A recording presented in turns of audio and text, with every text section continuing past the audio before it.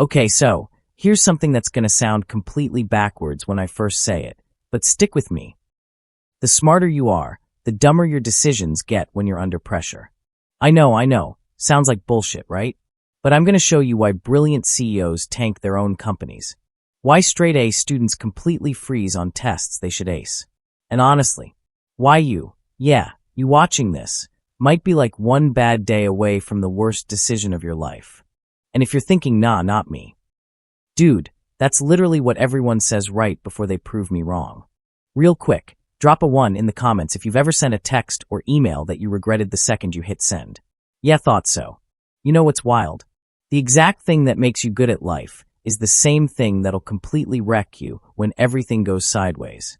Let me give you an example. September 15th, 2008. Lehman Brothers. This place had been around for 158 years. Had like $600 billion in assets. Just collapses. Overnight. Gone. The people running it? PhDs from MIT and Harvard. Decades of experience. These guys weren't idiots throwing darts at a board. They were literally the smartest people in finance. They had these insane risk models that could predict market movements down to tiny fractions of a percent. They could supposedly see problems coming from miles away. So why didn't they see this coming? Because they were too smart. They trusted their fancy models more than actual reality. When the junior analysts started raising red flags, ignored them. When the data started saying, hey, this doesn't match our assumptions, they literally changed the data to fit what they wanted to believe. Their intelligence didn't save them. It blinded them. You know what I mean? Or go back to January 28th, 1986. The Challenger shuttle. NASA engineers knew those O-rings were faulty. They had all the data, they ran all the numbers, they sent memos literally saying, do not launch this thing. But management was feeling the pressure. The launch had been delayed 6 times already. Media was all over them. Politics were involved. So they launched anyway. 73 seconds later. 7 people dead. Now you're probably thinking, okay, but I'm not running NASA or managing billions on Wall Street. Fair point. But be honest with yourself for a second. Have you ever completely blown up at someone you love because you had a terrible day at work? Made some panic money decision because you were scared? Quit something that was actually good for you because it got hard? That 2 a.m. angry email? That relationship you torched when you were overwhelmed? That opportunity you said no to because you were terrified of screwing it up? Intelligence didn't help you then. And honestly, it's going to happen again unless you actually understand why this keeps happening. Drop a comment. What's the dumbest thing you've done under pressure? I guarantee someone's done worse. Probably me. Alright, so let me break down what's actually going on in your brain. Imagine you've got 2 completely different people living in your head. Person number 1 is like this paranoid bodyguard. Super fast, aggressive, always looking for threats. His only job, keep you alive for the next 5 seconds. That's literally it. He doesn't give a shit about your career, your relationships, your long-term anything. Just don't die right now. Person number 2 is more like a chess player. Slow, methodical, thinking 10 moves ahead. Plans your retirement, calculates risks. Remembers that telling your boss to go fuck himself is probably a bad career move. Most of the time, the chess player's driving. You're making reasonable decisions, thinking things through, acting like a normal functional adult. But the instant something triggers that bodyguard, like a scary email from your boss, a fight with your partner, that sinking feeling when you check your bank account, he literally tackles the chess player, grabs the steering wheel, and just starts making calls. And this is what nobody really tells you. That bodyguard doesn't know it's 2025. He genuinely thinks you're still back in caveman times running from predators. So when your boss emails, we need to talk. He treats it like there's a lion about to eat you. Same panic response. Same irrational decisions. Same terrible outcomes. Your PhD. Your years of experience. All that wisdom you've carefully built up. Doesn't matter. Gone. The bodyguard's running on programming that's like 200,000 years old. The paradox. You know what sucks the most? The smarter you actually are, like legitimately high IQ, good at life smart. The worse you screw up when the pressure hits. I hate that this is true, but it is. Why? Because smart people have spent their entire lives being rewarded for trusting their thoughts. You've been right so many times that when that panicked voice starts screaming, You just assume it's still your intelligence talking. It's not, man. It's fear wearing your intelligence as a costume. And it's really, really convincing. Think about the last time you made a big decision under stress. Were you actually thinking clearly? Or were you just feeling something really strongly and calling it thinking? There's a massive difference. Okay, so I gotta tell you about my buddy Mark. I'm changing his name because he'd kill me if I used his real one. He's a trauma surgeon. Like 30 years doing this. The kind of guy who stays completely calm while someone's bleeding out on the table right in front of him. Ice cold under pressure. One Tuesday, his 16-year-old daughter gets in a car accident. Just a fender bender, nothing serious. She calls him crying, but tells him she's okay. You know what this dude did? This brain surgeon. He couldn't find his car keys. Spent like 5 minutes looking for them.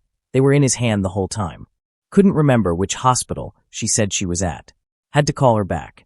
Then he's driving there running red lights, almost causing 3 more accidents trying to get there. He told me later, and this still messes with me, he said.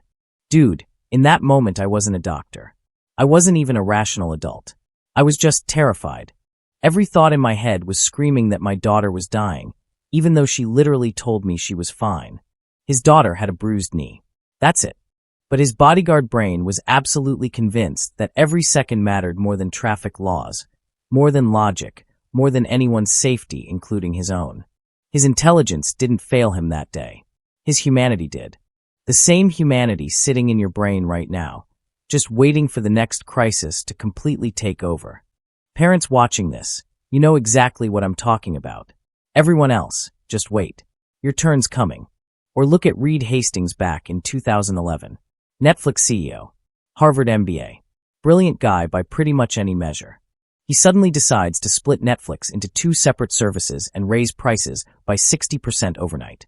Just does it. His entire team's telling him it's a terrible idea. The data's saying no. Board members are like, Reed, maybe sleep on this one? But he's feeling pressure, right? Competition's heating up. Investors are asking hard questions. The whole market's shifting. So he pulls the trigger. 3 months later, Netflix loses 800,000 subscribers. Stock drops 77%. The company almost dies. Netflix, the company that now completely dominates streaming, almost disappeared because one smart guy made one pressured decision. Hastings admitted later, I got overconfident. I let my emotions drive everything instead of actually listening to the people around me. This is smart people logic at its most dangerous, believing that because you've been right before, you must be right now. Even when literally everyone's screaming, you're about to drive off a cliff. I want you to think about the last time you were really stressed. Not annoyed, like actually stressed. Can't sleep, heart racing. Everything's falling apart, stressed. What did you do? If you're like most people, you did one of 3 things. And all of them probably made it worse. Some of you went full superhero mode. I don't need help, I'll just work harder, sleep less, figure this out on my own. Asking for help felt like weakness. So you just burned out instead. Others completely froze. Stared at your laptop for 3 hours without actually doing anything.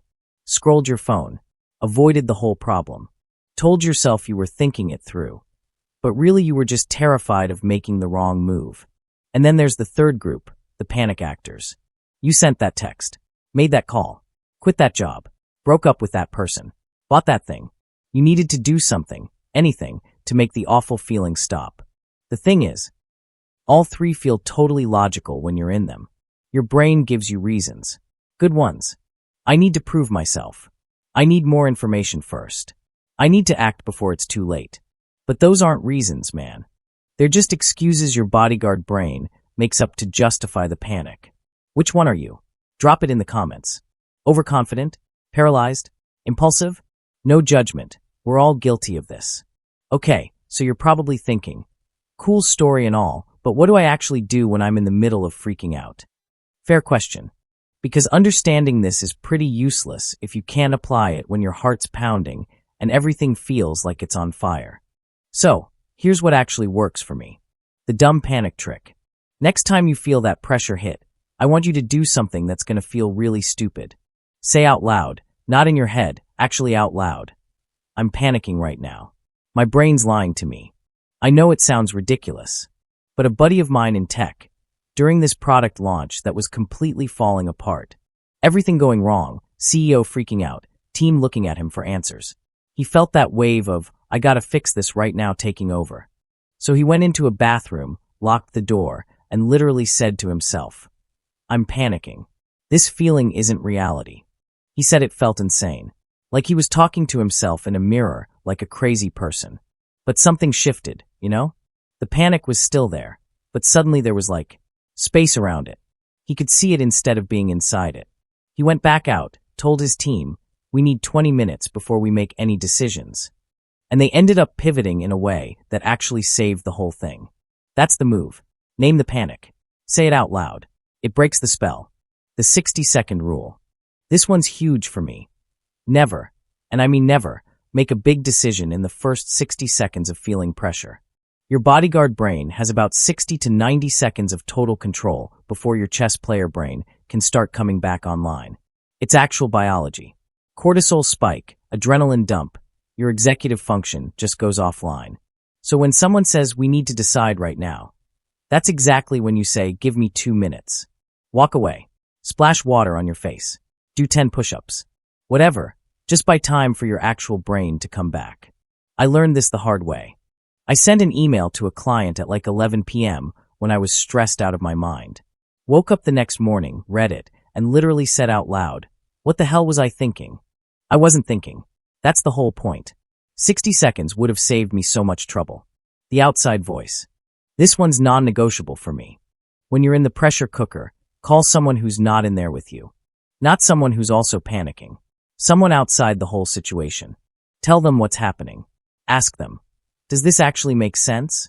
Or am I losing it right now? Fresh eyes see what panicked eyes miss. Every single time. My rule. If I can't explain the decision to someone else without sounding crazy, it's probably crazy. Practice when it's easy. And honestly, you can't learn this stuff during an actual crisis. You'll just forget it all. Your bodyguard brain takes over, and you revert straight back to panic mode. So practice now. When the stakes are low.